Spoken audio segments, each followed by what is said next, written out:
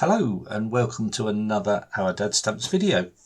Continuing with our theme of small islands, today I'm going to look at the island of Tristan da Cunha.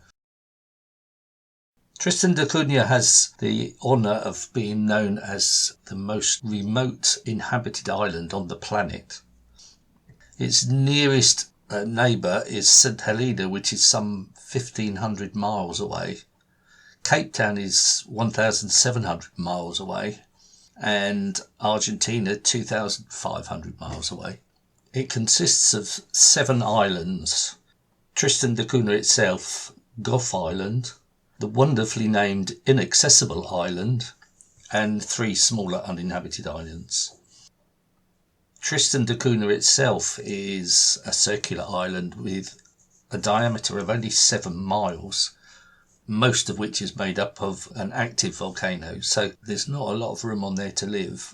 And despite all this, and the addition of harsh climate conditions, it is still home to approximately 250 inhabitants, who all live in the one town named Edinburgh of the Seven Seas. The islands were discovered in 1506 by a Portuguese explorer called Tristan da Cunha, and he named it after himself. However, he never actually landed on the island because the rough seas made it inaccessible at that time. The first permanent settler was a guy called Jonathan Lambert from the United States, who moved on the island in 1810 with 3 other men. And by 1816, the United Kingdom had sent a garrison to annex the islands, and from that moment onwards, the population slowly grew until its present day of approximately 250 inhabitants. Being such a remote island has its difficulties. There is no airstrip there. The only way to get to Tristan da Cunha is on a boat trip, which takes 6 days from Cape Town, and these only happen irregularly, probably around about 12 times a year, depending on weather conditions. As of 2016, there were no mobile phones on the island, and that may still be the case. It has one Wi-Fi connection which is very poor, so contact with the outside world is not like it is in the rest of the world. Proof of this is the fact that Tristan da Cunha has its own website where I've got a lot of information from, and when I went back to get some more information, the website is actually down, and it's down today as well. So as I said, the Wi-Fi connection is not the greatest, cannot be relied upon. From a philatelic viewpoint, post is very erratic, and as you can imagine, relies entirely on ships passing by and picking up any mail that needs to be forwarded on. The first stamps were actually stamps of St Helena overprinted with Tristan da Cunha, and they were the King George VI set from 1952. The first official Tristan da Cunha stamps weren't printed until 1954, when Queen Elizabeth came to the throne, and that provides quite an interesting item of postal history, where it's not too difficult to get hold of a first day cover of the first ever postage stamp of a country. Like a lot of small islands, Tristan da Cunha relies on postage stamps to supplement the island's economy, and so quite a few stamps are produced on a regular basis. The 1954 set consists of 14 stamps from a halfpenny up to 10 shillings, and they are the fairly standard Queen Elizabeth pictorials with various views of the islands. In 1960, another Queen Elizabeth pictorial set was produced, this time of the marine life around the islands, and this is quite a nice set actually. Again, it goes from a halfpenny up to 10 shillings and has an image of Queen Elizabeth in one corner and the fish underneath it. These are all vertical designs, so they fit together quite nicely. Interestingly, in 1961, the same set was reprinted with South African currency in cents and rands. This is the only set that was ever printed in South African currency, and it was a very short-term measure before disaster struck. The set itself is reasonably easy to get hold of. But as is often the case, it's the high value that is worth a lot of money, and the £1 is catalogued at £50, whereas the rest you can pick up quite cheaply and probably catalogues of around £25. The disaster which I spoke about occurred about 6 months after these stamps were printed in October 1961. The volcano on the island erupted, and it meant that all the inhabitants of the island had to be evacuated for their safety. Now, this is quite a difficult task, as I said, because it's not the easiest of places to get to.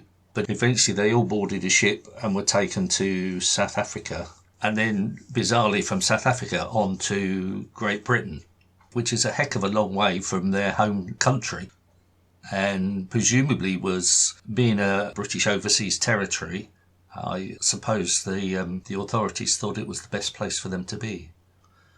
They ended up in an old RAF base in a place called Calshot in Hampshire, but obviously they didn't enjoy their time there, because 2 years later in 1963 all the inhabitants petitioned the government and managed to get repatriated back to Tristan da Cunha, which was now an inhabitable island. And amazingly, although the volcano had erupted, the lava flow had actually gone past the village and hadn't done very much damage at all, so they were able to move back into their houses and carry on as before. At the time, the authorities in England thought this was a really strange decision, that they would give up the chance of living in UK to go back to this very remote island in the middle of nowhere. But it's testament to their life on the island that every single person wanted to go back and live in Tristan da Cunha. Naturally, there were many stamps issued regarding the volcanic eruption. In St Helena, there was a set of stamps overprinted with the Tristan Relief Fund, and these went on sale the 12th of October 1961, but for some reason were withdrawn from sale only a week later. Only 434 complete sets were sold, so these have a very high value and catalogued at some £8,000 mint. On Tristan da Cunha itself, once the islanders returned in 1963, as an interim measure, a set of stamps from St Helena were overprinted with Tristan da Cunha Resettlement 1963.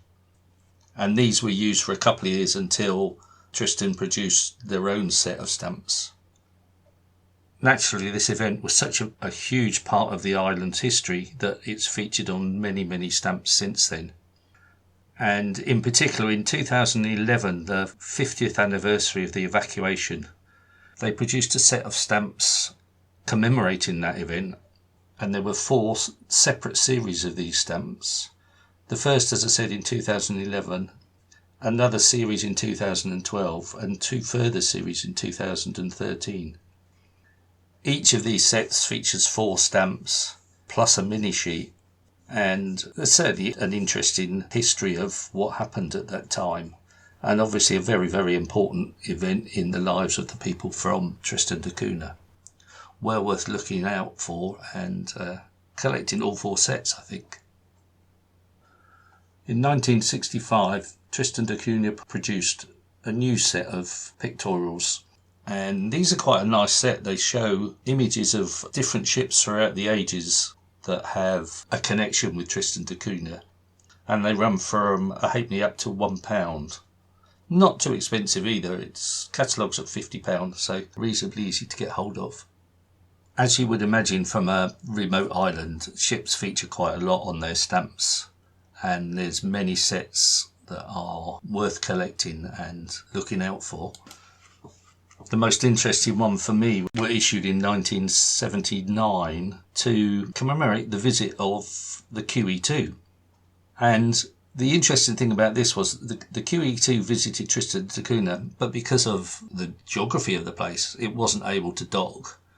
And it was decided also that the facilities on the island were so sparse that it wasn't worth disembarking any of the passengers to visit the island. There was nothing to see. The islanders couldn't cope with an influx of that many people. So rather than the passengers on board ship visiting the island, the islanders visited the ship. and those that wanted to from the island were transferred by tender to the QE2 and spent a day being entertained on board ship. In commemoration of this visit, there is a set of 4 stamps with firstly a longboat, but then the Queen Mary, the Queen Elizabeth and the QE2, and also a mini sheet featuring a picture of the QE2. You can also get hold of 2 different first day covers to commemorate this event, which some of them were signed by the 7 leaders of the island as well. So it makes it an interesting thing to collect. But I enjoyed the story that the islanders went to the ship rather than the passengers coming to the island. I think maybe we should do more of that. Other things to look out for are, naturally enough, the flora and fauna of the island, particularly birds. And there are some nice sets to look out for, especially the more recent sets which feature the rockhopper penguin, the shearwater and the petrel. Another interesting one is the 1981, the Inaccessible Island Rail, which is the smallest flightless bird in the world. And this is a series of 4 stamps which you can get in a strip or separately. Very cheap to get hold of, but it's a nice set and it's an interesting bird to look at. One set which I really actually don't particularly like, it was issued in 1977 and features several birds from the island. But the design to me looks more like a cartoon than actual images of the bird. I think it's mostly to do with the background. It just doesn't come across very nice to me, and whilst normally I would love collected sets about birds, these ones don't do it for me, I'm afraid. However, there are, as I said, lots of other sets that are well worth looking at, especially the more recent ones, which are really nice images of the birds. So definitely don't give up on the birds of Tristan da Cunha. A couple of other sets to look out for. That in 1983, a definitive set was issued which show images of the island's history. These run from 1p up to £2, and very cheap to get hold of. The whole set catalogues at £8 mint and £12 used, so not expensive at all, and an interesting set to get hold of.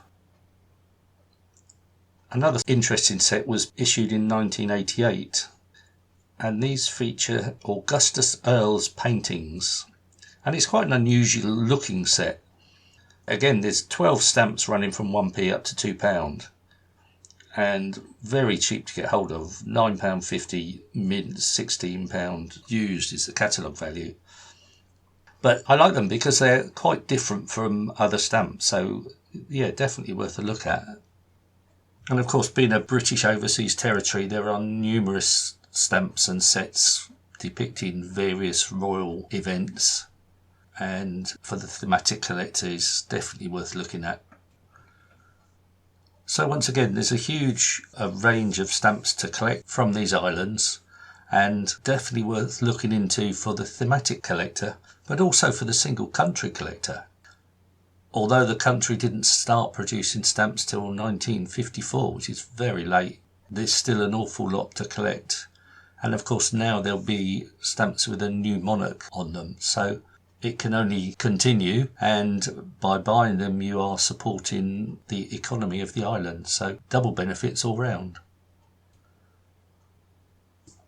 I hope you've enjoyed this episode, another look at small islands and their stamps.